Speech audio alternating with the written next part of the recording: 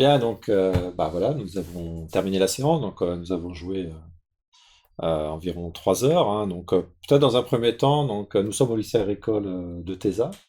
Est-ce que vous pourriez vous présenter, qui vous êtes et dans quelle formation vous êtes dans ce lycée? Moi, je m'appelle Lucie. Je suis en BTS production horticole et en deuxième année. Mhm. Moi, je suis Quentin et je suis en deuxième année de production horticole aussi. Moi, c'est Nicolas et également en seconde année de production horticole. D'accord, donc vous êtes tous peut-être, enfin potentiellement des futurs agriculteurs finalement, Oui. hein? Potentiellement. Voilà, donc vous pouvez éventuellement vous installer ou avoir un parcours de technicien, mais justement vous aviez dans le jeu un rôle d'agriculteur et d'agriculteur, donc horticulteur, hein, avec des productions maraîchères ou des vergers, hein. Alors, est-ce que vous avez pris plaisir, voilà, à jouer ce rôle d'agriculteur dans le jeu? Est-ce que vous l'avez trouvé intéressant comme rôle? Bah, moi, franchement, oui, j'ai bien aimé de devoir chercher des solutions. J'ai trouvé ça intéressant. Et en plus, je trouve que c'est un jeu quand même qui illustre bien la réalité, je Mhm, trouve. Donc, ça se rapproche le plus possible du moins à la réalité et j'ai bien aimé. mhm. Oui, on a de bons exemples aussi, par exemple sur notre exploitation expérimentale en BTS, il y a des problèmes de fuite. Et du coup, avec le plateau, par exemple, là, il y a des lieux de fuite et tout, et ça nous montre aussi quel problème il peut y avoir Ouais. sur une exploitation. Et ce qui est aussi intéressant, c'est de connaître les conflits entre les différents acteurs du territoire. C'est intéressant. Ouais. Alors justement, là, les agriculteurs, vous les trouviez plutôt par. Tu parles de conflit, c'est vrai que par moment, vous n'étiez pas forcément d'accord avec d'autres acteurs. C'est comme ça dans la réalité, vous trouvez que les agriculteurs, finalement, ont tendance à être plutôt solidaires par rapport aux questions de l'eau et par rapport aux autres acteurs? Tout dépend. Tout dépend, ouais. Certains sont plutôt égocentriques et voient que par leur exploitation et d'autres sont ouverts à toute discussion entre eux. Ouais. Et là, finalement, qu'est-ce qui a dominé dans le jeu? Vous étiez plutôt prêt à discuter, peut-être pas tout de suite, mais au bout d'un moment, vous y êtes mis. Est-ce que certains sont restés quand même plutôt sur des positions plutôt individuelles, individualistes? Toi, Nicolas, par exemple, comment tu t'es senti dans le... ça a évolué dans le jeu, ton positionnement par rapport à ce qui se passait? Tu t'es senti tout de suite concerné par les problèmes des autres ou c'est venu progressivement? C'est venu un peu tard parce que au début, j'avais pas de problème. J'étais assez bien au niveau de l'eau.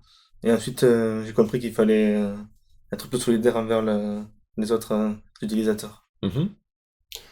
Quentin et Hmm. Lucie, un peu, vous faites le même constat ou vous étiez plus rapidement plus concerné par les problèmes Bon, concerné par les problèmes, pas trop. Après, faire en sorte d'arranger les choses et proposer des idées, oui, ça a été la partie la plus intéressante, je trouve. Ouais. Mm. Ben, moi, pareil, c'est que moi, j'avais pas de problème. J'ai toujours eu de l'eau du début jusqu'à la fin.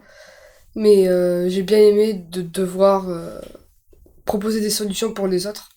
C'était un peu le but. Donc, Ouais. Et ces phases justement dans le jeu, on peut dialoguer. Enfin, à un moment, je vous mets, vous êtes un peu en groupe et vous discutez un peu, vous faites le bilan un petit peu de ce qui s'est passé. Vous imaginez ensemble qu'est-ce qu'il est possible de faire, pas possible de faire. Ça, c'est des moments qui vous ont intéressé. Mhm. oui. Oui. Ouais.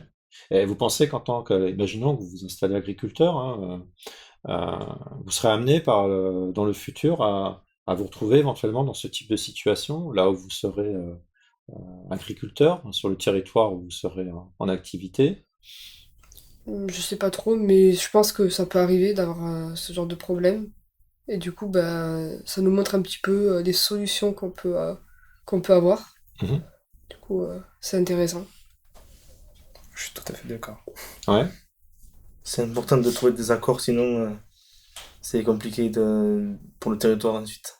Oui, oui, oui. Hein, effectivement, ça peut se révéler compliqué. On peut imaginer, je sais pas, que par exemple, vous êtes agriculteur et puis vous avez de la famille hein, qui habite aussi euh, ce village. Hein, donc, les conflits, ça peut aussi parfois être évoqué. Dans le cadre familial, on n'est pas forcément toujours d'accord. Donc, c'est vrai, l'agriculteur, c'est vrai qu'il n'est pas déconnecté de son territoire et des autres habitants, hein. Et ce jeu, finalement, permet aussi de montrer cela, hein. Est-ce que vous avez des idées d'amélioration par rapport au rôle justement d'agriculteur dans ce jeu ou par rapport au jeu de manière plus générale? Est-ce qu'il y a voilà, des idées qui vous sont venues en jouant, en vous disant, voilà, ça serait bien de pouvoir faire ça ou d'avoir tel élément? Eh ben, je pense que ce serait aussi sympa d'avoir, par exemple, des parcelles comme ça, vides, où bah, du coup un agriculteur pourrait acheter et investir dans le jeu. Après, peut-être aussi modifier la carte. Ouais. Mhm. Alors, bon, alors dans le jeu, en fait, il y a 3 plateaux de jeu différents, hein, qui permettent de jouer à des échelles différentes, hein. Donc, il y a un bassin versant complet, il y a la plaine du Roussillon, on va dire, et Mhm. puis cette échelle vraiment locale, on regarde, voilà, il y a une commune, il y a un canal, donc il y a une certaine proximité. Qu'est-ce qui se passe à cette échelle-là? Alors, l'idée d'avoir des terrains vierges, c'est intéressant. On pourrait le rajouter assez facilement, hein. Il suffirait de découper, enfin, on découpe. Un morceau de papier blanc de cette taille-là, puis on la positionne là où il y a de la place, peut-être ici par exemple, hein. Mhm. Et puis on dit voilà, ben, ce terrain en fait pour l'instant il est libre. Si à un moment donné un acteur souhaite l'acheter pour installer une activité, ben en tout cas il est libre, mais il y a un propriétaire. Et donc il va devoir négocier avec ce propriétaire le prix d'achat, voir s'il peut effectivement installer son activité, telle activité à cet endroit-là.